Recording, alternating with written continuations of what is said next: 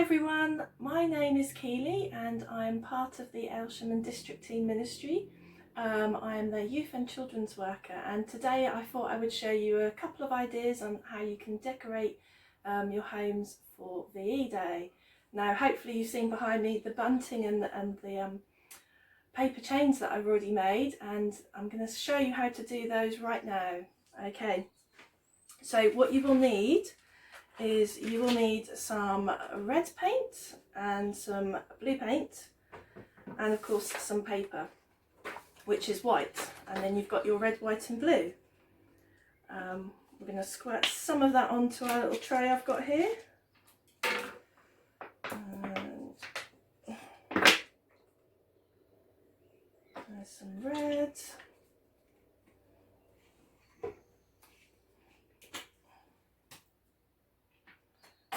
It's blue. Okay, now Union flags, which is our country's flag, is quite a difficult one to draw. There are some printables that you can get online, and hopefully I can get the guys to put something in the comments with the links to some really good printables if you want to colour in some bunting. But I find this is a good way to get the Union flag effect without having to be too accurate with drawing it. So what we're going to do is we're going to take the paint and we're going to draw it onto our, I'm going to paint it onto our hands, and we're going to, this is the messy bit, so we're going to paint across the little finger and across to the thumb for one part of our flag. There we go. And then you're going to need to paint from the middle finger down to the palm. Get plenty of paint on there. Okay, can you see I've got the first part there? Now don't worry if you haven't got brushes, I'm just using this little tag that's for vegetables and things, and I'm going to use that to put my blue on with. So the blue needs to go in the middle, in the bits in between, so we're going to put some blue. Now you don't need the colours to touch, because as you press they'll sort of squelch out a bit, and if the colours touch you tend to get a sort of a muddy purpley browny colour, so it's better to leave a little gap in between, I find. So we've got that one.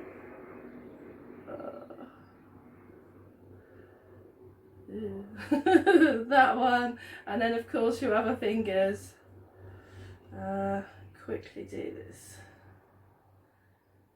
Oops, I'm a bit closer. There we go. So can you see we've kind of got this crossing that way, and then we've got the blue going the other way. Okay, then simply all we're going to do is we're going to press our hand onto the paper. So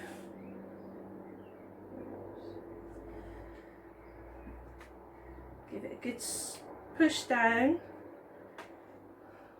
and then oops, when you peel it off, there you go, you can see you kind of get the flag effect on there. Now depending on the size of your hand will depend on the size of the bunting that you produce. I've got quite a big hand, so as you can see I always make sure that my hand is to the top of the paper, and then when I cut my shape, whether it be a triangle or rectangle, I can start from the top edge of the paper. So you're going to repeat that quite a bit. Now some of you might not be as patient as to carefully press your hands separately apart. If you want to, you can go a little bit more crazy. So you can add a bit more paint if you want. And I do find that after each hand print it's good to add more paint, because the colours start to mix, and so you've got a fresh colour each time. So if I add a bit more paint to my hands, okay, and then this time, rather than, for the bunting, rather than pressing a separate hand print to cut out, I'm going to go a little bit more crazy. I'm going to just randomly press my hand all over the paper. Now when you do this, don't squash your fingers and hands like that. It's a press down and up, So if not, the colours muddy up again. And you can see it gets a little bit messy on there. But this is what I use to make my bunting. Now, once you've done, whether you do the single handprints for the bunting or whether you do the messy page for the paper chains, you'll need to let it dry. And thankfully the weather is very gloriously sunny right now. So if you're doing this and you're doing it outside, it should dry fairly quickly. But I've got one that's already dried. Let me just wipe some of this paint off my hands. There we go. Still a bit messy, but at least it's dry. Okay, so here, there we go. You can see I've got my handprints. So I've got 2 handprints there. Now, there's 2 different shapes there, but there's nothing to say you can't do a different shape. You could do a heart, a circle, whatever takes your fancy, I suppose. So to get my triangle shape, I've already pre-cut out my triangle from just a scrap piece of card from out the bin. If you're doing triangles, it's good to sort of, for a point of reference, if you look at the length of the longest part here, if your point comes just past the tip of the finger, it's a really good, you can see, it's a really good way to work out whether your bunting is in the middle or not. So you can get your tip to where the point of the, to where the tip of the finger is, get your point of your triangle, and just slide it down a bit until it's all covered up. Okay, then you know you've kind of got your shape in the middle. Hope that makes sense. And then just draw around and cut that out.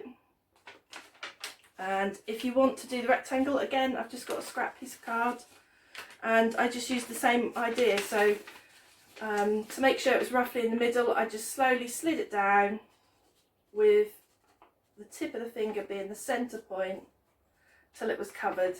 And then I know I've got my shape kind of in the middle of that.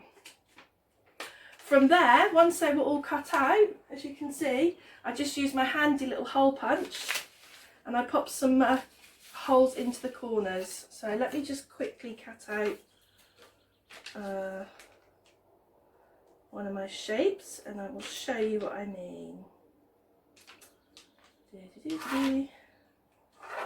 There we go. So you can see I've drawn around my shape.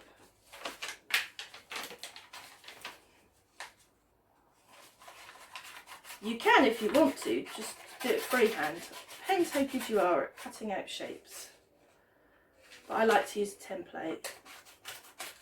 And there's nothing to say that all your shapes have to be the same size. So you could have different size triangles. You could have everyone in the family do their handprints. So you could have big handprints from the grown-ups and then some little ones in between from the little people.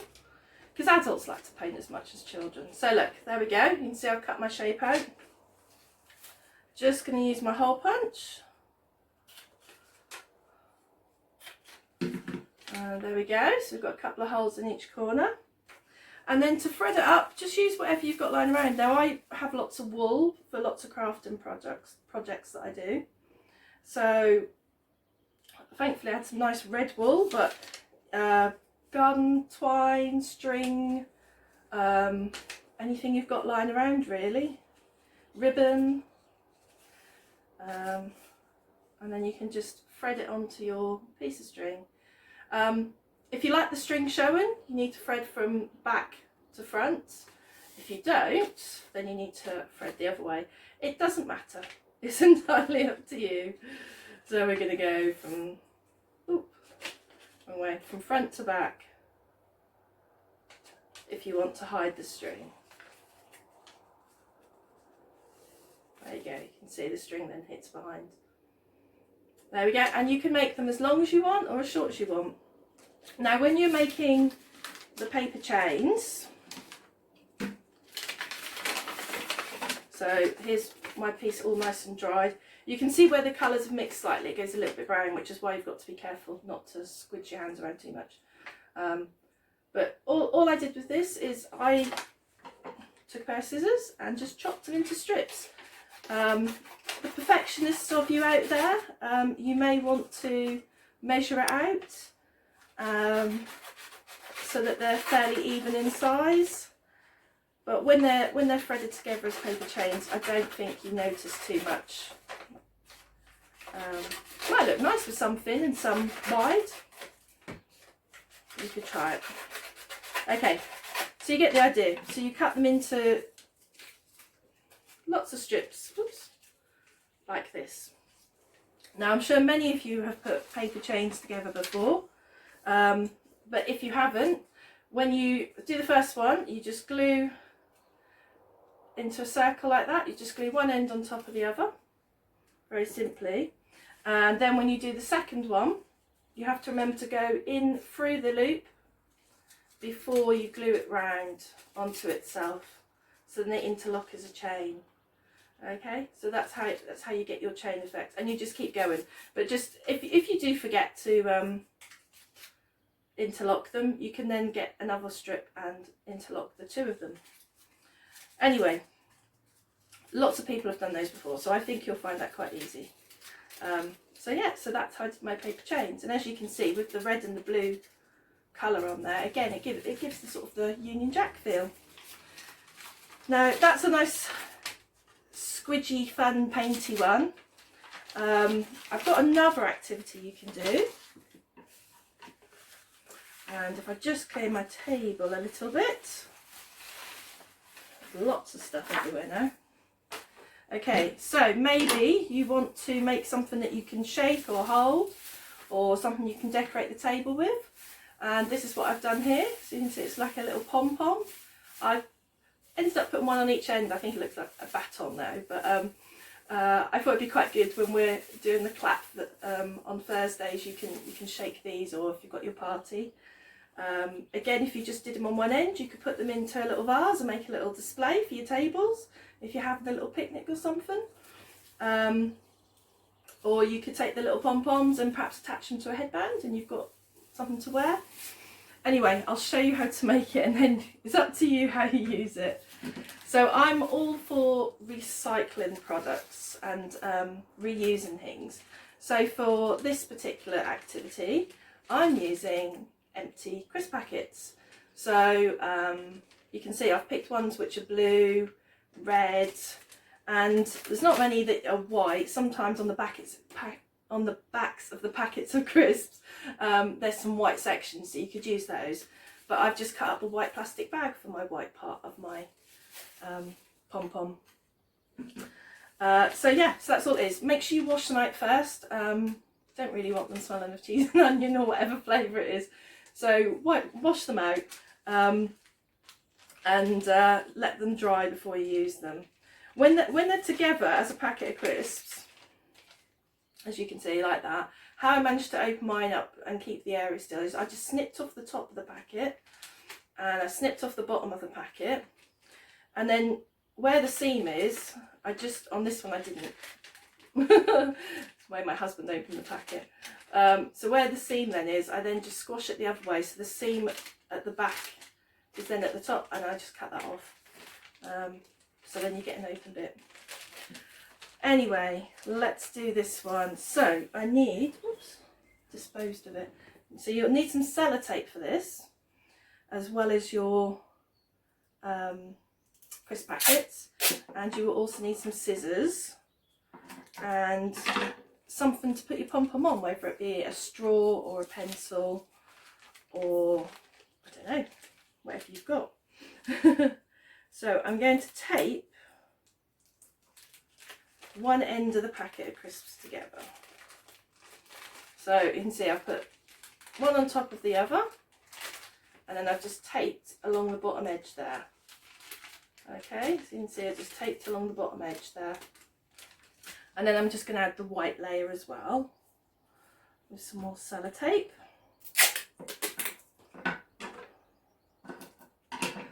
Oops.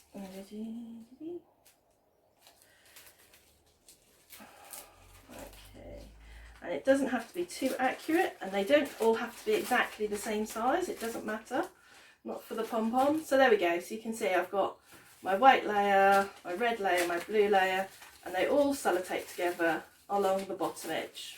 Okay, now what we're going to do, this is a good practice for your coordination skills, so we're going to cut all the little strips.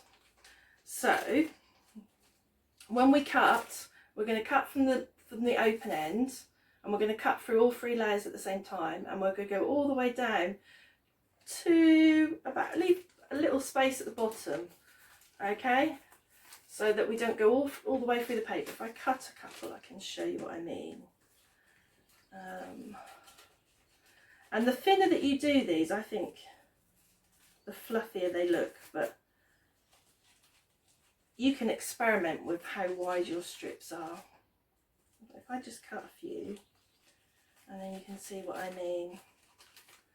Okay, so cutting from the top to the bottom, you can see I've cut my strips, but I've left at the bottom there, I've left a little space.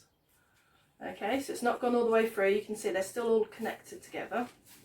So you're going to continue cutting all the way along until all your strips have been made. There we go. And just be very careful of your fingers. Older children should be fine with this.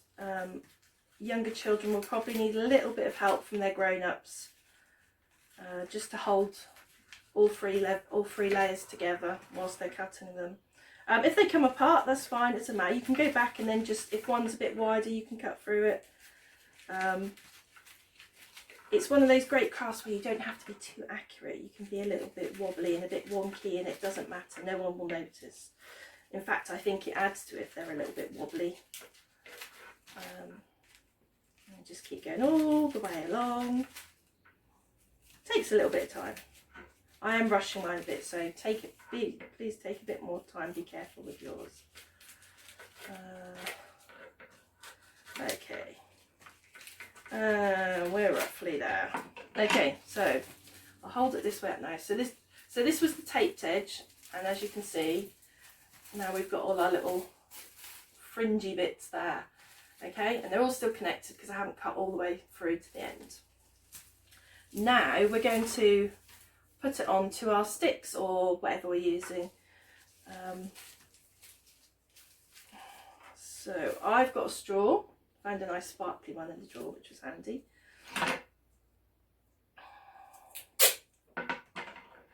I'm just going to take a couple of pieces of sellotape. So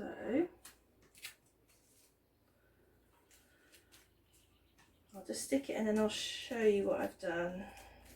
Oops, there we go.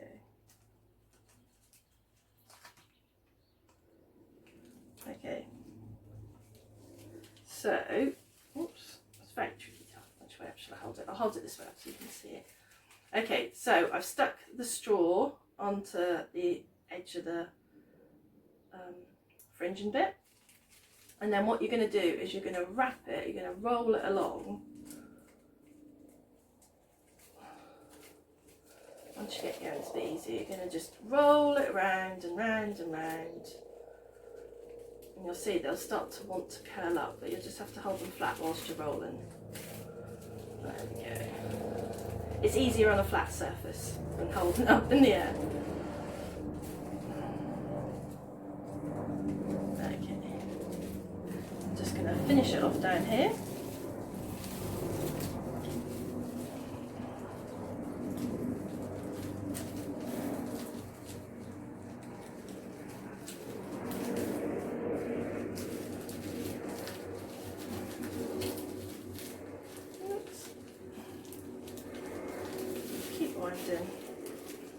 When you get to the end,